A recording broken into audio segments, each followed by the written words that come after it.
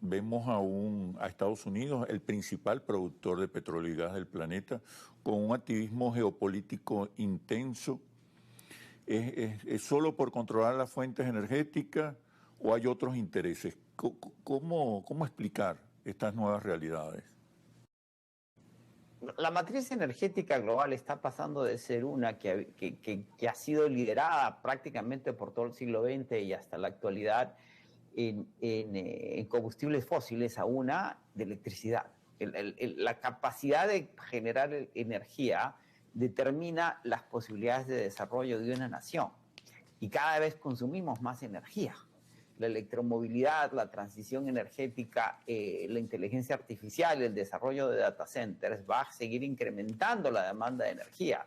La mayor fuente de energía sigue siendo el carbón, a pesar de que el carbón genera más emisiones que cualquier otro combustible. Sin embargo, se utiliza fundamentalmente en China y en la India con fines industriales. Pero tanto chinos como indios son conscientes de que el carbón no es la mejor forma de generar energía. Después sigue el petróleo y gas y después vienen todas las fuentes alternativas que van entrando. Entonces, antes de consumir menos petróleo, vamos a consumir más petróleo.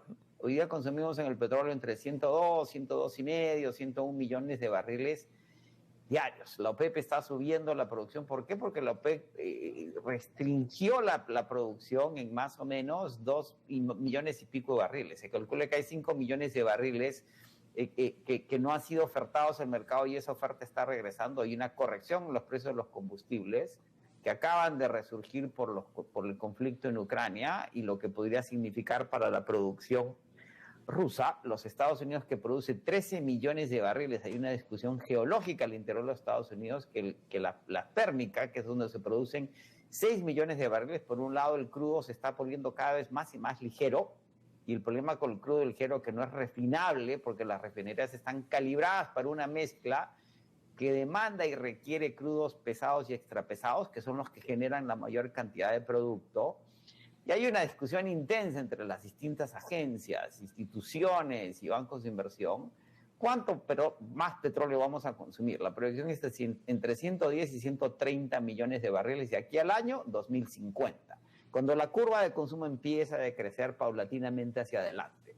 ¿De dónde va a venir esa diferencia entre 8 millones y 38 millones de barriles de petróleo, dependiendo con quién hable uno? Si la pérmica se seca, va a haber un déficit de 6 millones de barriles de petróleo convencional con bajo costo de lift cost, de extracción, y todos los caminos conducen a Venezuela. Venezuela tiene la capacidad geológica de producir hasta 5, 6 millones de barriles diarios. ¿Por qué entonces la no renovación de la licencia petrolera? Porque hay un problema político. ¿Cómo afecta el balance energético global esa decisión? La capacidad de Venezuela de producir 3 millones a 6 millones es de mediano a largo plazo. No hay, la geología tiene límites, o sea, los cálculos de PDVSA en algún momento es que Venezuela en su mejor circunstancia no podía producir más de 350,000 barriles diarios por año hasta llegar a esos 3, 5, 6 millones. Cuando hicimos el PDBono en el año 2007, esos cálculos en siembra petrolera se hicieron muy al detalle. Se podría acelerar el proceso porque ya el capital no es el problema, que era en el pasado. Se necesitan 10,000 millones de dólares al año por 10 años para llegar a 100,000 millones de dólares para cumplir esos objetivos. Chevron tiene esa capacidad. No necesariamente esta coyuntura en que los precios han bajado, Chevron está reduciendo su personal a nivel global, pero en el largo plazo sí los tiene. Si Chevron el año pasado, el anterior, distribuyó dividendos, hizo recompras por acciones por 20,000 y pico millones de dólares. Es decir, capacidad tiene. Y Venezuela es importante para Chevron. Chevron produce 3 millones de barriles diarios a nivel global. El 8 a 10% de esa producción es Venezuela. Y Chevron proyectaba incrementar esa producción en 40% este año. Es decir, para Chevron, Venezuela es importante. Chevron tiene más de 100 años, 102 años produciendo en Venezuela sin parar. Y no se fue ni cuando hubo el cambio de los convenios operativos a las empresas mixtas, no litigó.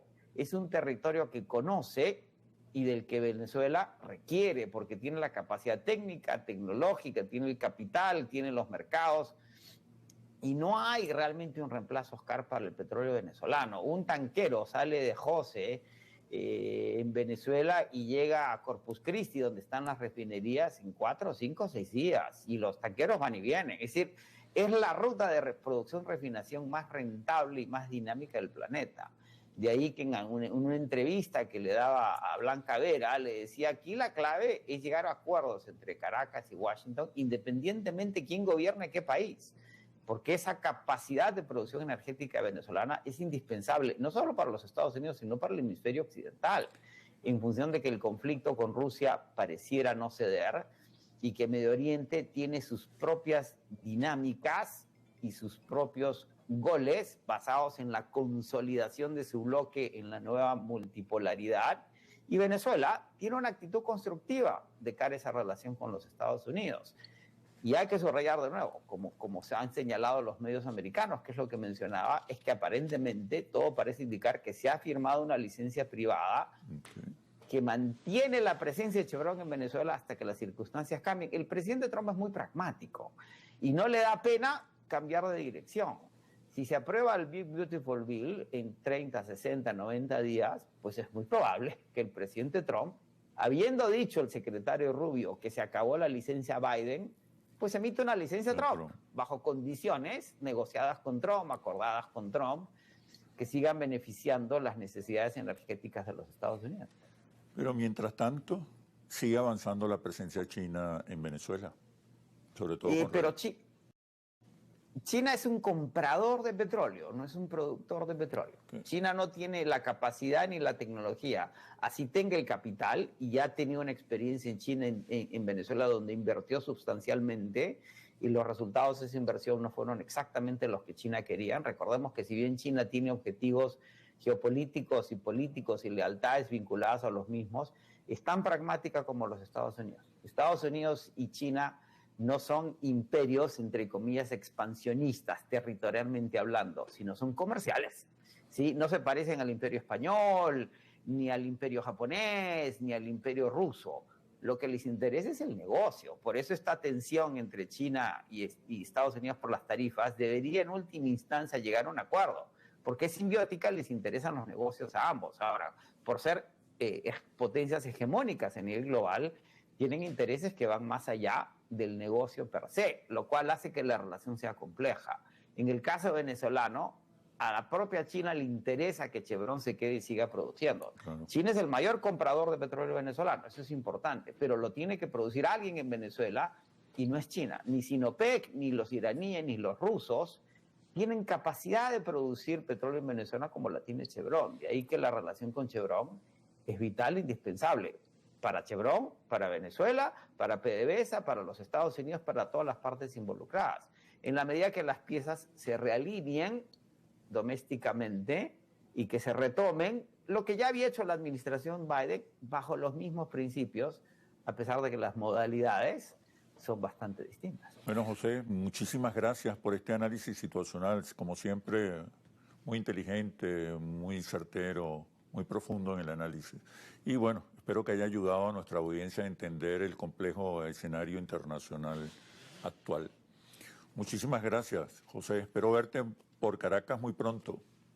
Ojalá, ojalá. Estás cerca, porque te encuentras en Lima, ¿no? Te encuentras en Lima en este momento que estamos conversando. Correcto, y no hay forma de no extrañar el bello valle. Estás a corta distancia. Exacto. Bueno, te reitero mi agradecimiento y mi reconocimiento. Gracias, José. Un gusto. A la orden siempre. Nos vemos en un próximo análisis situacional por Globovisión, periodismo libre, independiente, responsable y veraz. Hasta pronto.